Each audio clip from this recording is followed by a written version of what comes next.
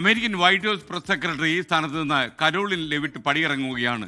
American president Donald Trump തന്നെയാണ് ഇക്കാര്യം truth സോഷ്യലിലൂടെ വ്യക്തമാക്കി. ഏറ്റവും പ്രായം കുറഞ്ഞ വൈറ്റ് ഹൗസിലെ ജീവനക്കാരിയാണ്. മാത്രമല്ല ഏറ്റവും ഒരുപക്ഷെ വിഖ്യാതയായി കഴിഞ്ഞിരുന്നു. തരുൺ എ ജോസ് വിശേഷമായി ചേരുന്നു. എന്താണ് തരുണ ഇവരുടെ പടിയിറക്കത്തിൻ്റെ കാരണം? മാത്രമല്ല ഇത് ട്രംപ് വാനോളം പ്രശംസിക്കുന്നുമുണ്ട്. SKN very good morning. SKN കഴിഞ്ഞ 1.5 വർഷമായി അമേരിക്കൻ ഭരണത്തിന്റെ പ്രതീകം അല്ലെങ്കിൽ മുഖചിത്രമായിരുന്നു കരോളിൻ ലെവിറ്റ്. കഴിഞ്ഞ 2025 ജനുവരി മുതൽ വൈറ്റ് ഹൗസ് പ്രസ് സെക്രട്ടറിയായാണ് കരോളിൻ ലെവിറ്റ് പ്രവർത്തിച്ചു വരുന്നത്. SKN സൂചിപ്പിച്ചതുപോലെ അമേരിക്കൻ ചരിത്രത്തിലെ ഏറ്റവും പ്രായം കുറഞ്ഞ വൈറ്റ് ഹൗസ് പ്രസ് സെക്രട്ടറിയാണ് കരോളിൻ ലെവിറ്റ്.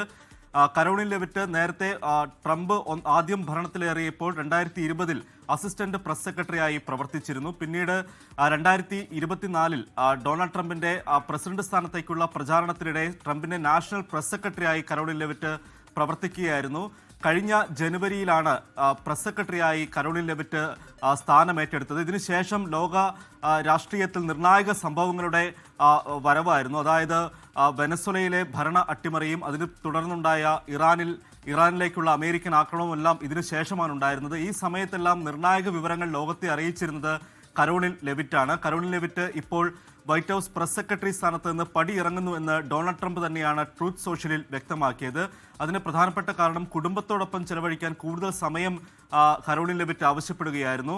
ഏതാണ്ട് മാസങ്ങൾക്ക് മുമ്പാണ് അവർക്ക് രണ്ടാമത്തെ കുഞ്ഞ് പിറന്നത്. കുഞ്ഞിനെ പരിചരണം മറ്റും ആവശ്യമായിട്ടുണ്ടെന്ന് കരോളിൻ ലെവിറ്റ് വ്യക്തമാക്കുകയായിരുന്നു. ഇതിന് പിന്നാലെയാണ് കരോളിൻ ലെവിറ്റ് ഇപ്പോൾ പടിയിറങ്ങുന്നതായി ഡൊണാൾഡ് ട്രംപ് തന്നെ പ്രഖ്യാപിച്ചിരിക്കുന്നത്. പക്ഷേ രാഷ്ട്രീയ രംഗത്ത് അവർ തുടരുമെന്ന് കരോളിൻ ലെവിറ്റ് വ്യക്തമാക്കിയിട്ടുണ്ട്. മേക്ക് അമേരിക്ക ഗ്രേറ്റ് അഗെയിൻ എന്ന മൂവ്മെന്റിലും അതുപോലെ തന്നെ റിപ്പബ്ലിക്കൻ പാർട്ടിയുടെ പ്രചാരണത്തിലും താൻ തുടരുമെന്നാണ് കരോളിൻ ലെവിറ്റ് ഇതിനകം വ്യക്തമാക്കിയിരിക്കുന്നത്. നേരത്തെ കോളേജ് പഠനകാലത്ത് തന്നെ രാഷ്ട്രീയത്തിൽ സജീവമായിരുന്നു കരോളിൻ ലെവിറ്റ്. ഇതിന് തൊട്ട് പിന്നാലെയാണ് ഈ റിപ്പബ്ലിക്കൻ പാർട്ടിയുടെ ദേശീയ തലത്തിലുള്ള പ്രചാരണങ്ങൾക്ക് കരോളിൻ ലെവിറ്റ് ഭാഗമാകുന്നത്.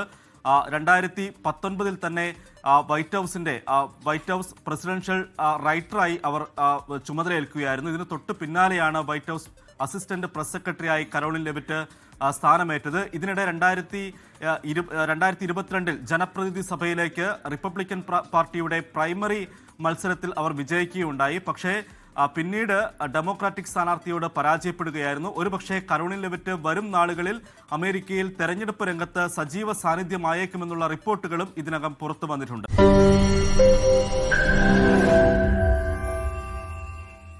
ലോകത്തെവിടെയായാലും ഏത് സമയത്തും 24 വാർത്തകളും ഓഗ്മെന്റഡ് റിയാലിറ്റി പാക്കേജുകളും എക്സ്പ്ലെയിനറുകളും വിശദമായി കാണാൻ ഞങ്ങളുടെ യൂട്യൂബ് ചാനൽ നിങ്ങൾക്ക് സബ്സ്ക്രൈബ് ചെയ്യാം.